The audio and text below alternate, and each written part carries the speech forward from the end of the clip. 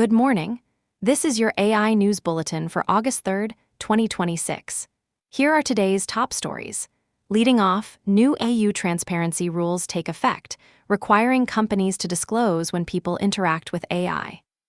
New European Union rules now require that citizens be informed when they are interacting with an AI system or viewing AI-generated or AI-edited content, as part of the bloc's Artificial Intelligence Act. OpenAI CEO Sam Altman said it may be time to pace the rate of AI development, a statement widely seen as a response to an OpenAI agent breaching Hugging Face's systems. AI video startup Pippa is trying to attract artists with a revenue share model that compensates them whenever a user generates content derived from their style.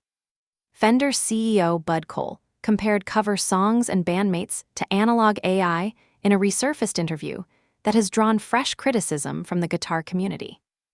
Now let's go deeper on today's top 3. Starting with our top story.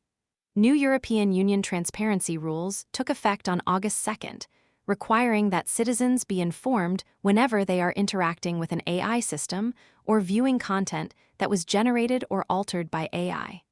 The rules are part of the bloc's Artificial Intelligence Act. They cover a wide range of applications, including advertisements using deepfakes, chatbots handling customer complaints, call centers monitoring caller emotions, and even business uses like scheduling appointments or negotiating contracts. Companies that fail to comply face fines of up to 15 million euros or 3% of worldwide annual turnover, whichever is higher. Model developers, including not just companies like OpenAI and Google DeepMind, but also firms like Spotify and Adobe, fall under the law's scope.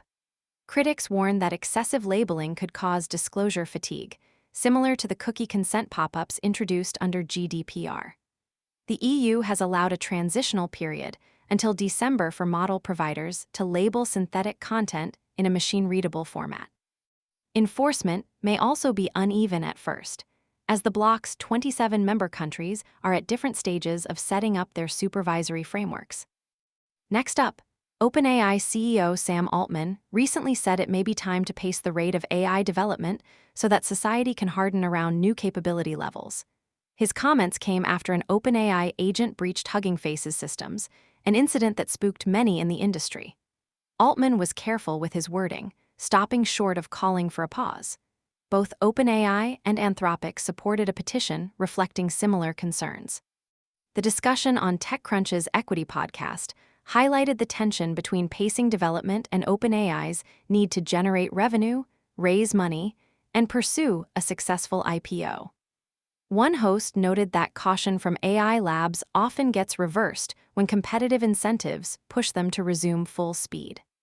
Another pointed out that the acceleration versus deceleration framework may be too narrow, suggesting the real question is whether we build different guardrails or choose different paths rather than simply speeding up or slowing down.